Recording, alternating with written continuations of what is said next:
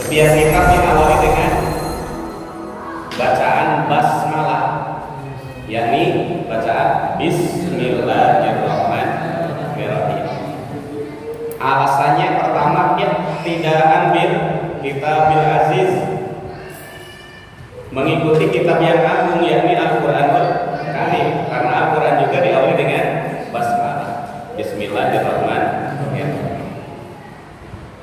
Yang kedua, mengikuti hadis Rasul, sabda Rasulullah sallallahu alaihi wasallam, kullu amrin dzibalin la yubda'u bihi bismillahirrahmanirrahim fa huwa aqta.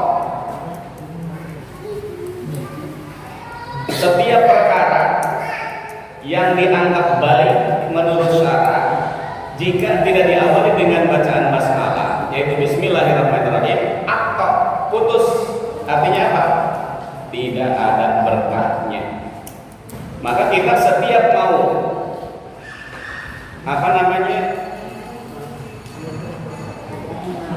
melakukan sesuatu yang sekiranya tidak bertentangan dengan syara, maka sunnah kita baca Bismillahirrahmanirrahim. Mau minum baca Bismillah, mau makan baca Bismillah, mau tidur Bismillah, mau masak Bismillah, mau nyuci Bismillah, mau berangkat sekolah Bismillah, berangkat kerja Bismillah. Pokoknya awali sesuatu dengan basmalah, insya Allah berkah.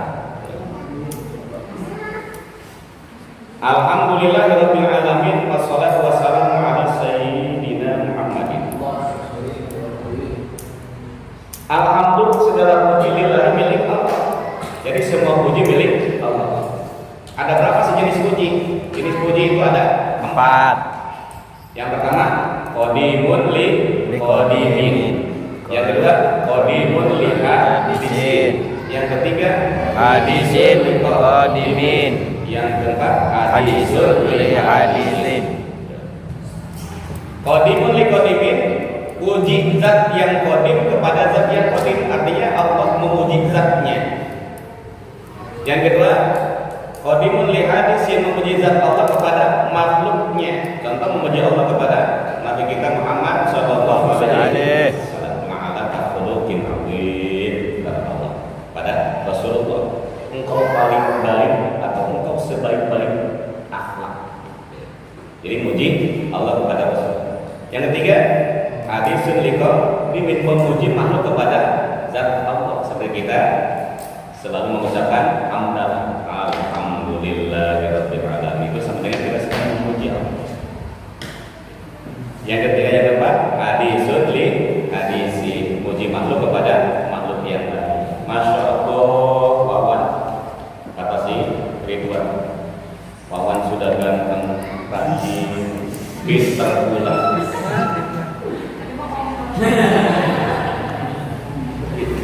Jadi memuji makhluk kepada makhluk yang lain. Nah, semuanya itu milik Allah.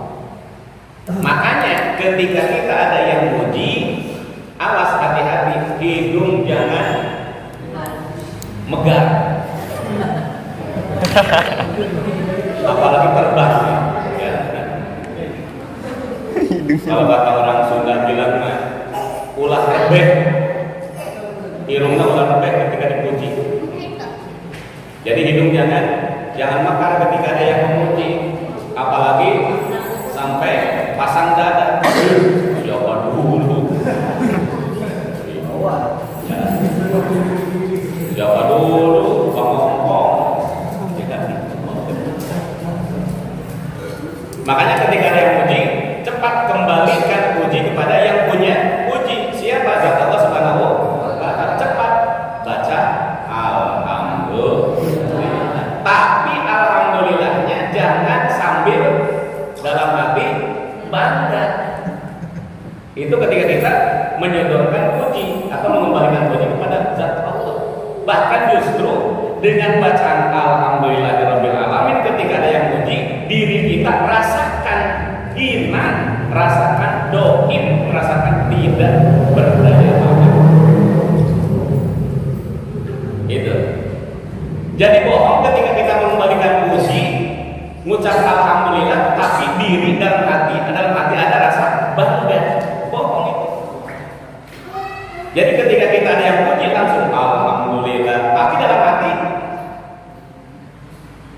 kita merasakan kedinaan diri karena semua puji milik Allah. Kita tidak pantas untuk dipuji. Kita ini barang atau makhluk yang sangat-sangat hina. Kan kata Raja Dangdut Roma Irama, kita ini dari setetes air hina. Dari setetes air hina kau diciptakan, jangan sombong pada sesama. Kita ini dari setetes air hina kita ini. Mahalan bahan ayam, mahalan bahan bebek, mahalan bahan entok daripada bahan manusia. Coba saja di pasar Obor, di sana di apa? Di pasar Obor. Bapak segini aja nih, segini nih. Segini. Bahan apa? Bahan manusia segini bawa ke pasar Obor. Kira-kira ada yang beli nggak?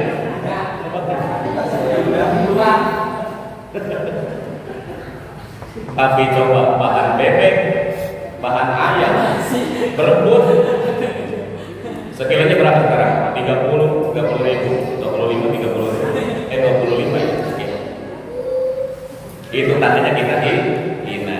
Jadi sekali lagi, semua puji lillahi milik Allah. Jadi kita tidak pantas untuk dipuji, maka ketika ada yang puji, kita harus cepat kembalikan puji kepada yang punya puji, yaitu Allah Subhanahu wa Ta'ala, dengan menyebut alhamdulillahirabbil alamin. Tapi mengembalikan puji dengan menyebut lafaz alhamdulillah tersebut, jangan ada rasa bangga dalam hati, justru rasakan kehina-hinaan diri kita di hadapan Allah Subhanahu wa Ta'ala. Siapa Allah itu? Rabbil alamin. Allah itu Tuhan semesta alam. Tuhan semesta.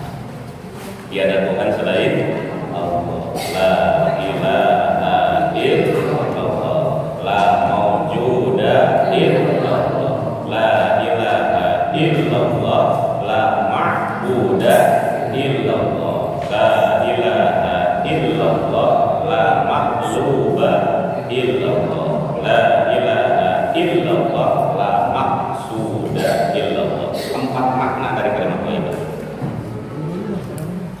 Wassalatu wassalamu ala sayyidina Muhammadin.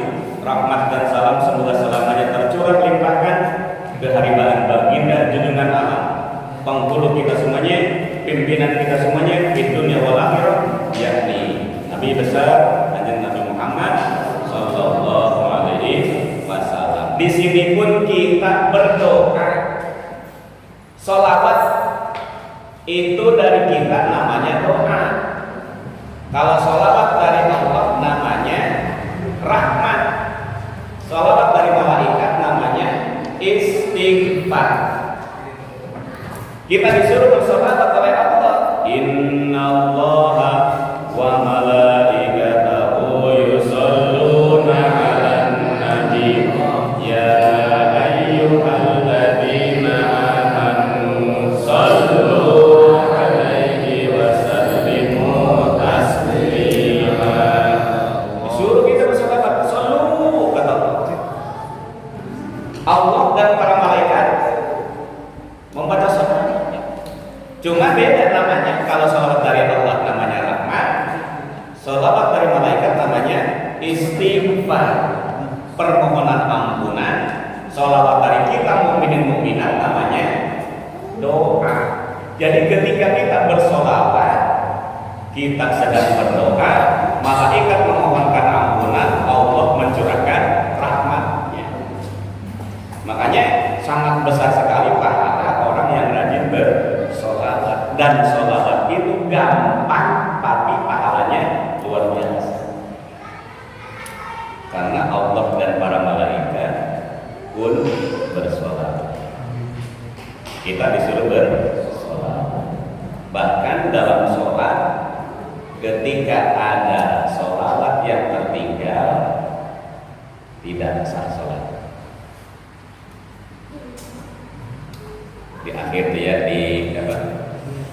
di tasawuf ada sholawatnya. Jadi sholawat kepada Rasul, kepada para keluarganya, para sahabatnya, ajmain itu keluarga, sahabat, dan kita termasuk. Semoga mendapatkan rahmat dan salam keselamatan dari Allah Subhanahu wa Ta'ala. Kita semuanya juga didoain oleh suami ini kita. Pertama, perkara yang wajib pada setiap orang Islam itu mengiktikadkan makna dua kalimat syahadat. Dua kalimat syahadat itu adalah pertama syahadat tauhid yang berbunyi asyhadu an la ilaha illallah, namanya syahadat tauhid. Yang kedua syahadat rasul, wa asyhadu anna muhammadar rasulullah. Iktikadkan seyakin-yakinnya dalam hati, wa tasmimu jaga dalam hati, wa tasmimu qalbahu alaihi, jaga di dalam hati. Artinya yakinkan dalam hati kita makna dua kalimat syahadat tersebut, yang arti secara global, secara garis besar dari makna dua kalimat syahadat tersebut adalah kita beribadah hanya kepada Allah. Adapun tata cara ibadah kita mengikuti tata cara yang diajarkan oleh Rasulullah. Itu makna secara garis besar dari dua kalimat syahadat itu. Nah, asyhadu itu merupakan proklamir. Proklamir diri kita, proklamir hati kita, proklamir jiwa kita, pengakuan kita hanya bertuhankan Allah. Dan proklamir diri kita, proklamir hati dan jiwa raga kita mengakui bahwa Nabi Muhammad adalah utusan Allah.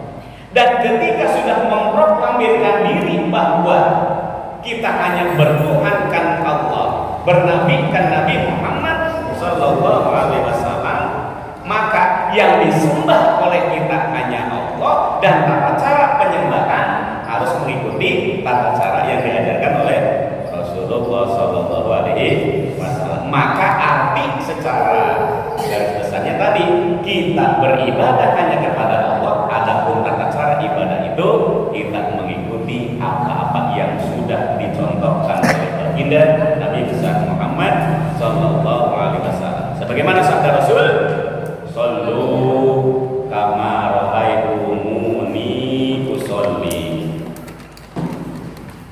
sumu kama ra'aitumuni asumu, zaku kama ra'aitumuni uzaki, hajju kama ra'aitumuni uzaku haji."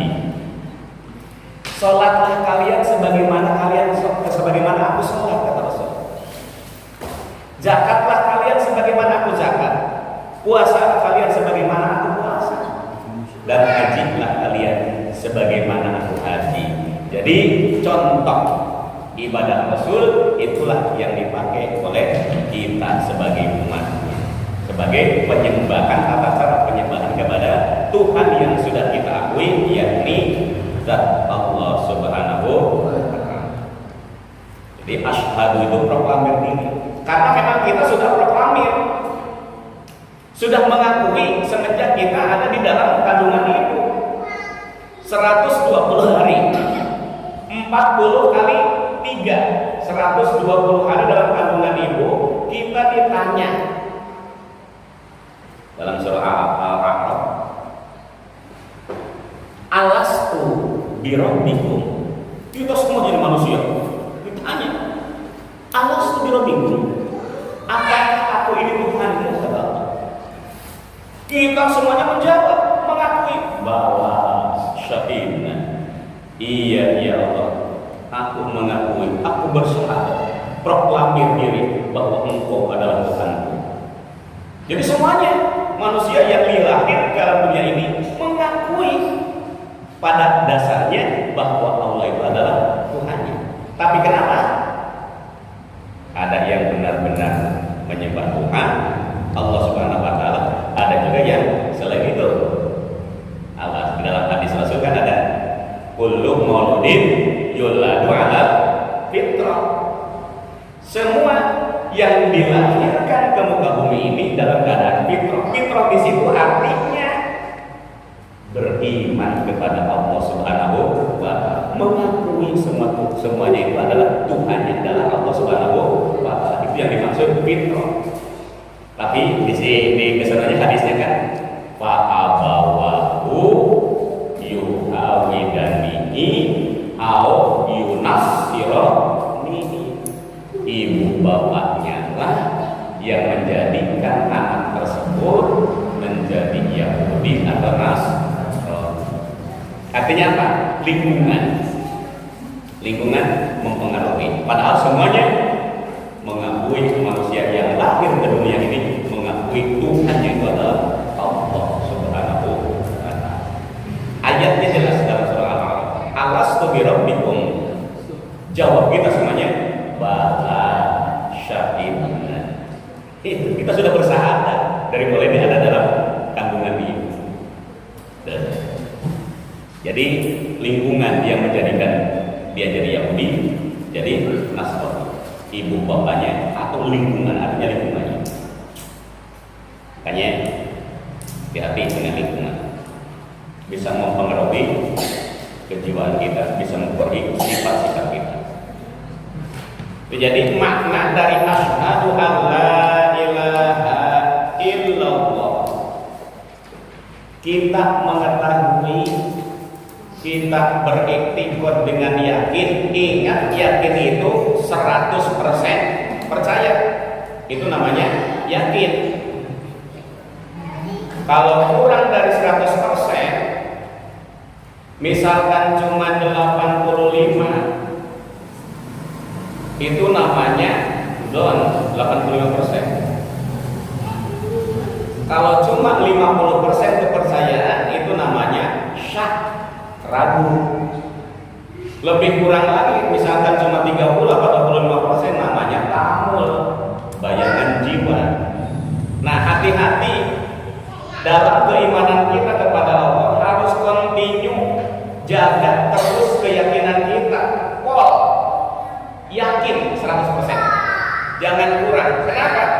Kalau kurang dari 100% keyakinan kita kepada Allah, maka dari mulai itu iman kita tidak sah sampai yakin kembali. Ya. Makanya Nabi selalu mengingatkan kepada kita, tasdidu imanakum biqouli la ilaha illallah. Tasdidu, perbarui terus iman kita, perbarui terus iman kalian dengan ucapan la ilaha illallah. Maka di dalam wirid kita diakhiri dengan kalimat thayyibah itu. Untuk apa? Untuk terus tasdidul iman, artinya memperbarui iman kita. Jangan sampai keyakinan kita kurang dari 100%. Jadi yakin itu 100%, kurang dari itu awas hati-hati, iman kita nggak sah sampai yakin kembali. Jadi a'lamu wa a'taqadu, kita mengetahui, sadar, dan kita pun yakin dengan hati, biqalbi, dengan hati. Jadi kita meyakini dengan hati, sepenuh hati, 100% yakin. Dan setelah kita yakin, wa ubayyinu li ghairi, menjelaskan kepada yang lain. Setelah kita yakin, ajak yang lain supaya yakin, percaya kepada Allah Subhanahu wa taala. Jelaskan lagi, ajak yang lain, dijelaskan kepada yang lain. Li ghairi. Apa makna dari asyhadu an la ilaha illallah itu? Allah ma'budu bihaqqin bil wujudi illallah. Allah ma'budu, tidak ada yang wajib disembah dengan sebenar-benarnya, senyatanya, dalam keadaannya, kecuali Allah Subhanahu wa ta'ala. itu harus yakin terus penting. Wa annahu ghaniyun amma siwahu. Allah itu ghaniyun, maha kaya, artinya tidak berbutuh kepada selain Allah. Amma siwahu, tidak berbutuh Allah, tidak membutuhkan. Dan Allah menyuruh kita ibadah pun bukan untuk Allah, untuk kita, bukan untuk menambah keagungan Allah, tapi untuk bekal kita. Karena Allah tidak butuh kepada siapapun selain Allah. Balik muftakirun ilahi kullu man ada. Berbalik selain Allah yang membutuhkan Allah. Kita butuh Allah enggak? Karena kita dihidupkan oleh, diciptakan oleh Allah, dihidupkan oleh, diberi rezeki oleh Allah.